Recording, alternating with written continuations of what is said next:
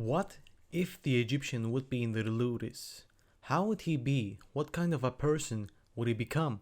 And more importantly, how would be the relationship between him, Crixus, Spartacus, and the other gladiators? Let's begin. When the Egyptian as shown in the series would be taken into the Ludus, I'd like to take it as in the Egyptian coming into the Ludus, while Spartacus is the champion of the Ludus. The Egyptian was in a hole, a prison, for who knows how long in that pit, and was shown to have killed all his inmates, hence why he was alone in that pit. This displays his brutality and that he in general does not want to obey anyone but himself. Yet when Glaba came into the game in recruiting him, the Egyptian simply complied. I mean, he had no choice anyways, but the promise of coin has drawn him into obeying. When Ashur was to be killed by Glaber or imprisoned because of Lucretia, the Egyptian quickly changed sides as Glaber promised the mercenaries coin, land. You fucking cunts. Coming in handy for the Egyptian. In the Ludus, things change quite a bit though. As in the Ludus, the Egyptian is basically a slave, but with less freedom than when he was a mercenary. But with his skills and mindset, he could quickly rise, and perhaps even win his freedom within the sands of the arena, as Borealis has yet Spartacus in his hands. As he comes to the Ludus, the Egyptian would be treated as everyone else, but with his already existing current skill set, aside from Spartacus and Enemies, or Gannicus, there would not be anyone who could really rival him. The Egyptian would quickly realize that he can earn coin and more as a gladiator, and heed the instructions of the doctore and Enemies. As said, he was shown to be obedient in the being of a slave in exchange for coin. The same can be done as a gladiator in a sense.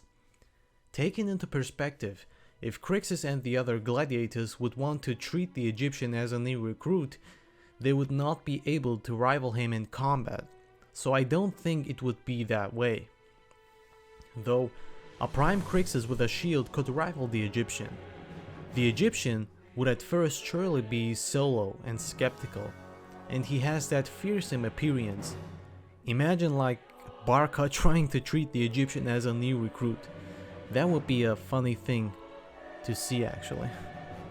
The rivalry between the Egyptian and Enemies would not be existent, because Glaba and their enemy being was the only reason they fought on enemy sides, and the promise of coin for the Egyptian in exchange for an oath to Glaba. The promise of earning his freedom and perhaps coin would keep the Egyptian to heed the instructions of Enemies, and the Enemies in the Ludus is a different beast, man. Given the mark of the Brotherhood, the Egyptian would quickly earn it, unless his opponent is Gannicus or Spartacus during the test, then the Egyptian could maybe conclude the test to a draw to earn the mark. You have passed the test! The chances for the Egyptian to earn his freedom would be higher than the ones for Spartacus or others, because Spartacus is the one who brought all the attention because of Theocles, whilst the Egyptian is new in the Ludus, but has the skill asset of a champion. Under Enemies' instructions, I bet the Egyptian could overcome Crixus in his prime, because he was able to beat Crixus absent any training and having been in a pit for who knows how long. Imagine the Egyptian under Enemies' instructions, truly being taught the ways of a gladiator and fighting in the arena. He is not a man like Gannicus, who would be a showman in the arena to further please the crowd. The Egyptian would be rather like Spartacus, looking to kill his opponent as fast as possible. The Egyptian could also fight multiple opponents at the same time without much issues. Which weapons would he use? Most likely his daggers, but I can see the two-sword fighting style used on him, though he would need to become champion for that, or have privileges to get that accepted as a weapon style for him, or he would fight with his curved sword. The Egyptian's brute force and strength was also proven when he fought Gannicus and Enemies, even if they were out of their prime selves. An injured Enemies plus 100% rage Gannicus was needed to kill the Egyptian. who was yet not trained in the ways of a gladiator if taken from vengeance, you know. As for the relationships with the Egyptian and the others in the Ludus, most would fastly learn to respect the Egyptian because of his being and strength. Crixus would be like to everyone else in the beginning, but would quickly learn to respect the Egyptian's boundaries. Animes is his doctore, and even if hesitant at first, the Egyptian would quickly realize to not step overboard, because of the punishments he could receive, as freedom is something he would aspire to have surely one day, and the promise of coin. Animes would see a champion in the Egyptian, surely, and aid him in this desire. Could the Egyptian beat Spartacus and become the #1 champion? No, I doubt that.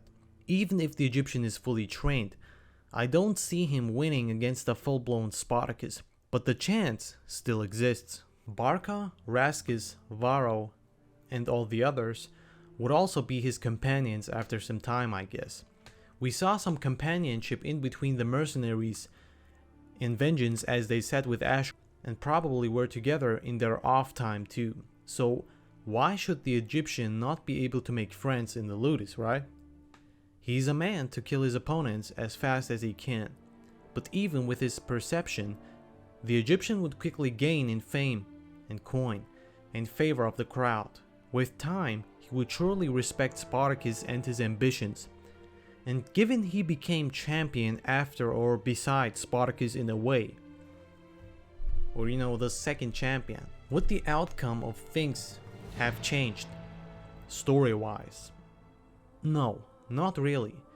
The rebellion and Spartacus' plans would still take place as present, only difference being that the Egyptian is taking part in their raids and the rebellion, a great addition in their army.